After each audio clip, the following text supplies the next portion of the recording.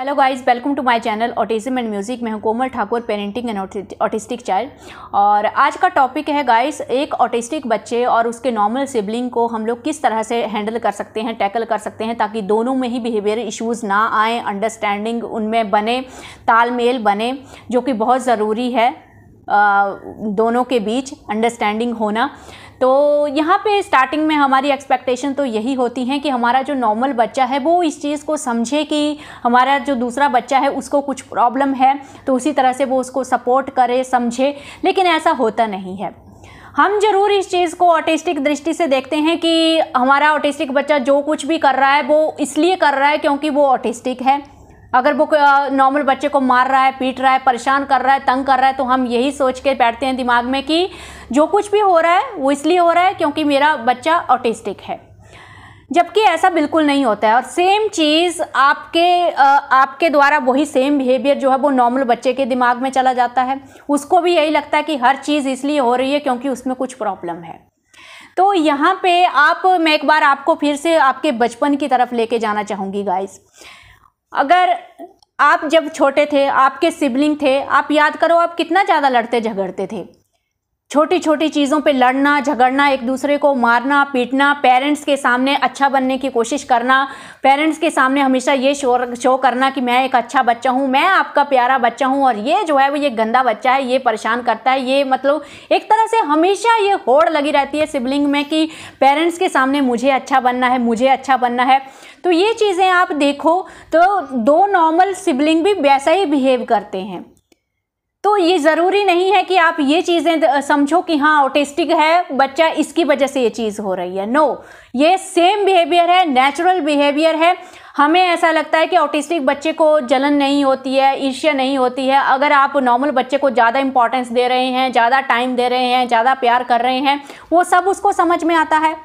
हमारे बच्चे भी उल्टा अटेंशन सीकर होते हैं, जो ऑटिस्टिक बच्चे होते हैं वो भी टाइम चाहते हैं आपका। लेकिन यहाँ पे क्या होता है ना, जाने अनजाने हम लोग जिस तरह से इन चीज़ों के ऊपर ध्यान नहीं देते हैं, चीज़ें जैसे हो रही हैं जैसे चलने देते हैं। हाँ, ऑटिस्टिक बच्चे ने ज़्यादा तंग कर रहा है, परेशान कर रहा है, तो डांट दिया, ऐसे मत करो, वैसे मत करो। उधर से नॉर्मल बच्चा भी देख रहा है कि हाँ इसको कैसे टैकल कर रहे हैं पेरेंट्स। तो क्या होता है ना, जैसे आप ऑटिस्टिक बच्चे को उसके सामने टैकल कर रहे हैं, बच्चा सेम उसी तरह से उसको टैकल करेगा। तो ये चीज़ का आपको ध्यान रखना है गाइस। तो अगेन, जो आपका नॉर्मल वाला बच्चा है जो ऑटिस्टिक नहीं है, उसको कोई फ़र्क नहीं पड़ता है कि वो ऑटिस्टिक है या नॉर्मल है। वो अगेन उसी लेवल पे है कि मुझे अपने आप को पेरेंट्स के सामने अच्छा प्रूफ करना है।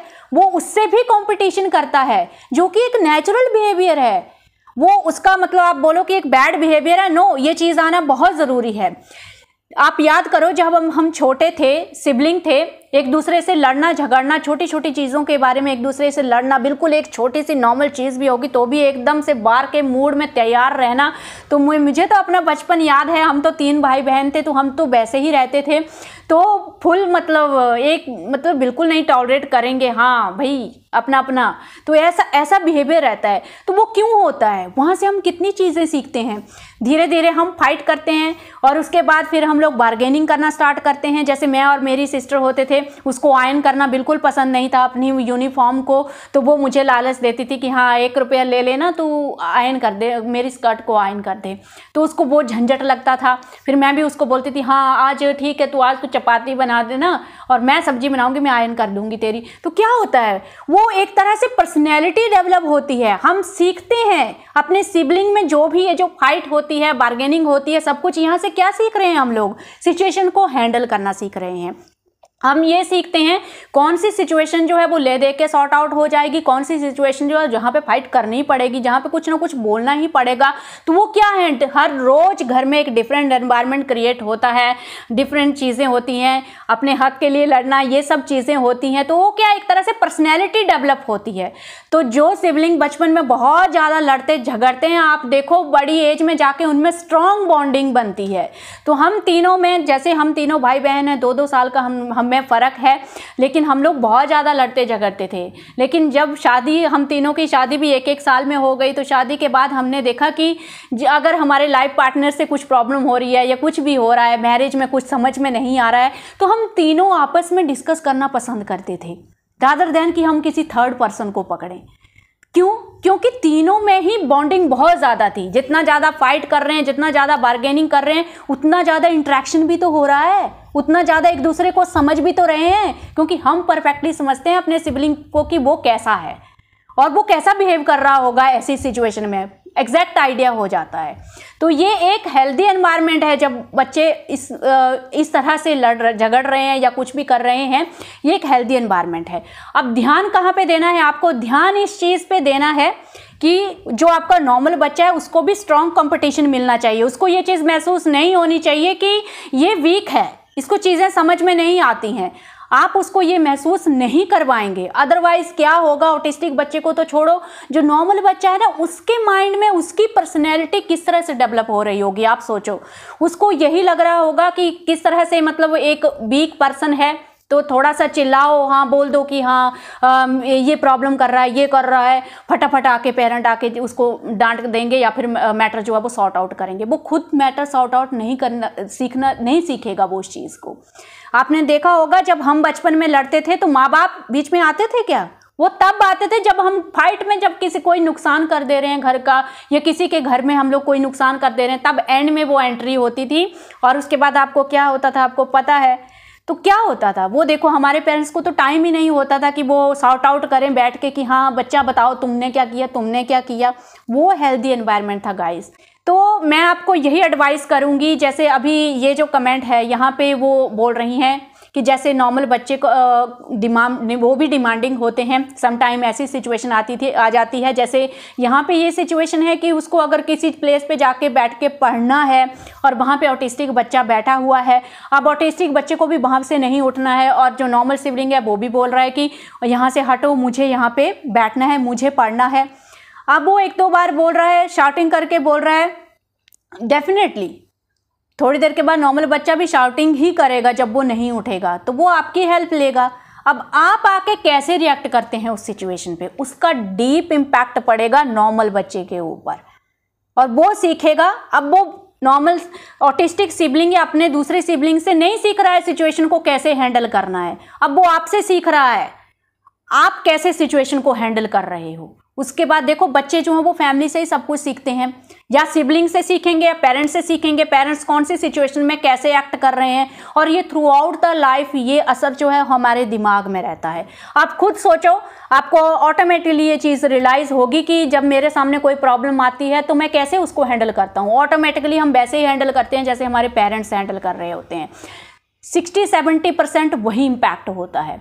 तो वहाँ पे आप सिंपली ये जाके ये चीज़ कर सकते हो कि अपने जो नॉर्मल सिबलिंग है उसके सामने आपको वाइजली एक्ट करना है। आप अपने ऑटिस्टिक बच्चे को डिस्ट्रैक्ट करेंगे, उसको बोल सकते हैं कि चलो हम उसका जो कोई भी फेवरेट चीज़ है उसके लिए आप लेके जा सकते हैं, चलो हम वो खेलते हैं, चलो हम वो करते हैं, चलो हम ऐसा करते हैं। अब ये दिमाग आपको लगाना है उसको कैसे डिस्ट्रैक्ट करेंगे।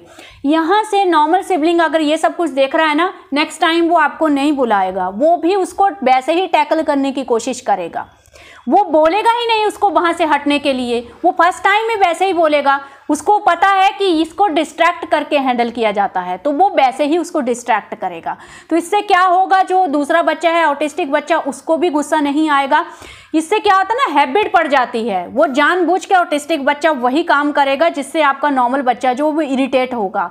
ऐसा नहीं है कि ऑटिस्टिक बच्चों को कोई दिमाग नहीं होता है या वो नहीं समझ रहे हैं कि सिचुएशन में क्या हो रहा है। तो वो चीज़ आप मत सोचिए कि ये सिर्फ ऑटिज्म है इसकी वजह से बच्चा ऐसा कर रहा है। नो, ऑटिस्टिक सिबलिंग भी नॉर्मल बच्चों की तरह ही कंपटीशन करते हैं, ये चीज़ मैंने देखी है। तो वो चीज़ें आपको करनी है। तो बाकी के टाइम भी आपको बिल्कुल भी शाउटिंग नहीं करनी है। ऐसा ना लगे बच्चे को, जो आपका नॉर्मल बच्चा है उसको ऐसा फील ना हो कि आप ऑटिस्टिक बच्चे को हमेशा डिसरिस्पेक्ट करते हैं। इसका एग्जांपल अभी जैसे रीना थर्बा चैनल पे एक रीना जी ने एक वीडियो पोस्ट किया था, वहाँ पे उन्होंने वो देखा था हॉस्पिटल में नॉर्मल सिबलिंग ने किस तरह से ऑटिस्टिक बच्चे को चांटा मारा जो उसका ऑटिस्टिक सिबलिंग है। तो वो चीज़ें कहाँ से सीख रहा है गाइस? आपको लगता है किसी नॉर्मल सिबलिंग की गलती है, वो उस नॉर्मल सिबलिंग की गलती है? उसने कहीं ना कहीं वो चीज़ फैमिली में होते हुए देखी है। उसने देखा है कि घर में मेरे ऑटिस्टिक सिबलिंग को कैसे हैंडल किया जाता है, वो वैसे ही हैंडल कर रहा है। उसको वो सिखाया ही नहीं जा रहा है कि अगर ऑटिस्टिक बच्चा है, ऑटिस्टिक सिबलिंग है तो उसको कैसे हैंडल करना है। यस, जैसे आप ये चीज़ें सीख रहे हो, हम ये चीज़ें सीख रहे हैं कि ऑटिस्टिक बच्चे को कैसे हैंडल करना है, कैसे मैनेज करना है, वो सारी टेक्निक्स धीरे धीरे आपको अपने नॉर्मल बच्चे के दिमाग में भी डालनी पड़ेंगी। इवन उसको डायरेक्टली बताने की ज़रूरत नहीं है, वो आपको इमिटेट करके सीखेगा। नॉर्मल जो बच्चा है वो आपको इमिटेट करके सीखेगा आप कैसे हैंडल कर रहे हो ऑटिस्टिक बच्चे को। तो ये आई नो ये इजी नहीं है, क्योंकि आप भी कोई भगवान नहीं हो, आप भी इरिटेट होते होंगे, आपको भी गुस्सा आता होगा, लेकिन आपको कंट्रोल करना सीखना होगा। मैं बोल रही हूँ कि अगर सिंगल ऑटिस्टिक चाइल्ड है तो उस पेरेंट के में जितना पेशेंस है उससे कहीं ज़्यादा पेशेंस उस पेरेंट को चाहिए जो एक नॉर्मल बच्चे को और एक ऑटिस्टिक बच्चे को साथ में संभाल रहा है। आपको डबल ट्रिपल पेशेंस की ज़रूरत होगी। अपने आप को शांत रखना है, काम रखना है, वाइजली एक्ट करना है जब भी दोनों के बीच में कुछ भी कन्फ्लिक्ट हो रहा है। तभी आप इस चीज़ का बेनिफिट ले सकेंगे कि ऑटिस्टिक बच्चा जो है वो आप उसके नॉर्मल सिबलिंग से कुछ अच्छी चीज़ें सीख सके, वरना उल्टा होगा।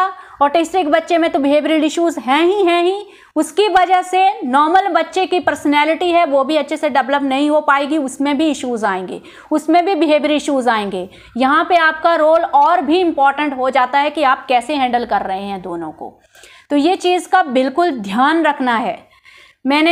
ये चीज़ बहुत रेयर है, मैंने ऐसे सिबलिंग भी देखे हैं, मेरे सामने ऐसे सिबलिंग भी हैं जहाँ पे जो एल्डर सिबलिंग है जो नॉर्मल है वो अपने छोटे ऑटिस्टिक बच्चे को पेरेंट्स से भी ज़्यादा बहुत केयरफुली हैंडल करता है, इतना ज़्यादा ख्याल रखता है कि मैं कभी कभी हैरान हो जाती हूँ कि क्या सच में ऐसे बच्चे रियल में होते हैं। तो उसका नेचर ही वैसा है। वो अगर अपने ऑटिस्टिक सिबलिंग के साथ ऐसा है तो वो अर्नब के साथ भी ऐसा ही है। वो अर्नब का भी उतना ही ध्यान रखता है, अगर साथ में वो रहेगा, कभी हम लोग साथ में घूमने जाते हैं तो वो अर्नब को भी उतनी ही डेलिकेटली हैंडल करता है। तो ये अलग बात है, रेयर केसेस हैं जहाँ पे कुछ केसेस ऐसे होंगे जहाँ पे बच्चे का नेचर ही वैसा है, तो वो लक है पेरेंट्स का कि उनको ऐसा बच्चा मिला है ना। तो कुछ चीज़ें आपकी परवरिश डिसाइड करती है। एक पर्सन की जो पर्सनैलिटी बिल्डअप होती है उसमें 50-60% पेरेंट्स का भी हाथ होता है, पेरेंट्स किस तरह से डील कर रहे हैं, घर का माहौल कैसा होता है। और जो रही सही कसर होती है 30-40% जो है ना, वो बच्चे के जो जीन्स हैं, बच्चे का जो जिस तरह से बॉडी का डेवलपमेंट है, इसी तरह, इसलिए तो हम लोग सब अलग अलग है ना, सेम पर्सनैलिटीज़ नहीं हैं, सब अलग अलग हैं, सब अलग अलग तरीके से सोचते हैं, तो वो चीज़ें भी डिसाइड करती हैं। तो सब कुछ आप डिसाइड नहीं कर सकते हैं, लेकिन कोशिश आप जरूर कर सकते हैं कि दोनों के बीच में अच्छा तालमेल बिठाया जा सके। तो फर्स्ट, जब भी दोनों में कन्फ्लिक्ट हो रहे हैं, वाइजली उस मैटर को हैंडल कीजिए, हल्के में उन चीज़ों को मत लीजिए। कभी भी अपने ऑटिस्टिक बच्चे को डिसरिस्पेक्ट नहीं करना है अपने नॉर्मल बच्चे के सामने। ऐसे भी आप उसके सामने भी हो या कहीं भी हो, किसी भी बच्चे को आप डिसरिस्पेक्ट करो ही मत, डिमोटिवेट करो ही मत। इस तरह से शाउटिंग, डांटना, मारना पीटना तो बिल्कुल है ही नहीं तो नॉर्मल बच्चा भी वैसे ही करेगा। तो आपके ऊपर ये रिस्पॉन्सिबिलिटी है, नॉर्मल बच्चे को भी एक हेल्दी एनवायरनमेंट देना है ताकि उसकी पर्सनैलिटी भी अच्छे से डेवलप हो, वो भी सिचुएशंस को कैसे हैंडल करना है वो सीखे। तो वो सब आपको नॉर्मल बच्चे को भी सिखाना है और ऑटिस्टिक बच्चे को भी सिखाना है। और मुझे नहीं लगता, जिस तरह से मैंने अच्छू और अर्नब को हैंडल किया था, स्टार्टिंग में अच्छू का भी बिहेवियर कुछ इस तरह का था। उसका वो मैंने देखा था कि वो भी छोटा था, उसका भी इतना मैच्योरिटी नहीं था। सेकंड थर्ड में पढ़ता हुआ बच्चे का कितना मैच्योरिटी होगा। तो वो मैंने देखा कि उसको वो चीज़ बाद में चली गई कि ये वीक है, ये बोल नहीं सकता है। तो आप समझ सकते हैं उन चीज़ों को। लेकिन धीरे धीरे मैंने उसको भी ये चीज़ सिखाना स्टार्ट किया, उसको भी मैंने सिखाना स्टार्ट किया कि अर्नब को कैसे हैंडल करना है। तो जब भी वो मेरे पास कंप्लेंट लेके आता था तो मैं अच्छू को सोल्यूशन बताती थी उस चीज़ का कि तुमको क्या करना है, कैसे हैंडल करना है अर्नब को। और उसके बाद धीरे धीरे अच्छू खुद अर्नब को हैंडल करना सीख गया। जैसे ही वो कुछ बदमाशी करता, अर्नब कुछ भी करता, तो वो अपना दिमाग लगाता कि मुझे अर्नब को कैसे हैंडल करना है। समटाइम्स वो उसको ब्लैकमेल करता, ठीक है अर्नब अगर आप मेरे साथ बदमाशी करोगे तो मैं चला जाता हूँ, मैं जा रहा हूँ आंटी, मैं जा रहा है मैं आंटी मैं जा रहा है। और अर्नब एकदम से नहीं सॉरी बोल दो, सॉरी अच्छू, नहीं करूँगा। तो मतलब मैंने बाद में देखा कि अच्चू भी उसको खुद हैंडल करने लग गया। इसीलिए शायद ये बहुत ही अजीब सी चीज़ है कि एक ऑटिस्टिक बच्चा और एक नॉर्मल बच्चा फ्रेंड है, और अर्नब उसको मतलब अगर दुनिया में फर्स्ट नंबर पर अगर वो किसी को प्यार करता है तो वो उसी को करता है। तो ये स्ट्रॉन्ग बॉन्डिंग बनी उसके बाद, और हमेशा उससे मिलने के लिए वो तैयार रहता है। तो ये सेम चीज़ आपको अपने नॉर्मल बच्चे ऑटिस्टिक बच्चे के बीच में भी जो है वो टाइम लेके इस चीज़ को इम्पोर्टेंस देनी है, और इस चीज़ को करना है, आपको बैलेंस दोनों में बिठा के रखना है। आई होप ये चीज़ आप लोगों को हेल्प करेगी गाइस। इस वीडियो को मैं यहीं पे एंड करूंगी। मैंने अपने पर्सपेक्टिव से आप लोगों के साथ ये टिप्स शेयर किए हैं। हो सकता है आप लोगों की राय इस बारे में बिल्कुल अलग हो, क्योंकि आप एक्चुअल में उस सिचुएशन में हो, 24 आवर्स आप उस सिचुएशंस में हो। तो कुछ भी अगर आपको गलत लगे तो सॉरी, मैंने जस्ट अपना एक्सपीरियंस, अपने टिप्स शेयर किए हैं just to help you all. So इस वीडियो को यहीं पे एंड करते हैं। Thank you for watching this video.